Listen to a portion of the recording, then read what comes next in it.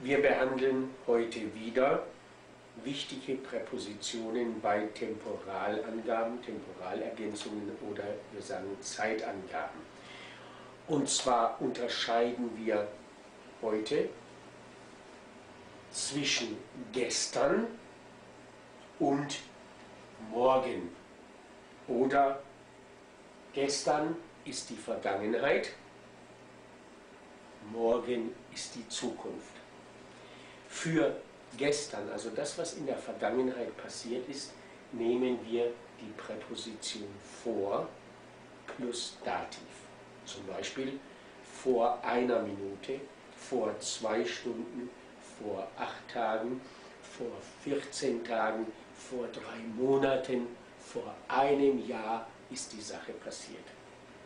Für die Zukunft, also für das Morgen, nehmen wir die Präposition in plus Dativ. Also in wenigen Sekunden, in einigen Minuten, in einer halben Stunde, in ein paar Tagen, in einem Monat oder in einem Jahr wird die Sache passieren. Weiter wichtige Zeitangaben zur Uhrzeit, Tageszeit, zu Monaten und Jahreszeit. Wir nehmen bei der Uhrzeit die Präposition um, also um 9 Uhr, um 12 Uhr.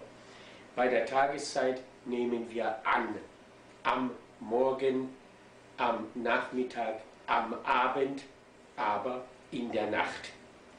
Für Tage nehmen wir immer an plus Dativ, am Montag, am Dienstag, am Mittwoch, am Donnerstag, am Freitag, am Samstag, am Sonntag, am Wochenende.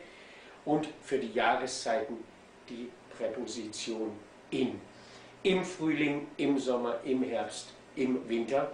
Vergessen habe ich die Monate.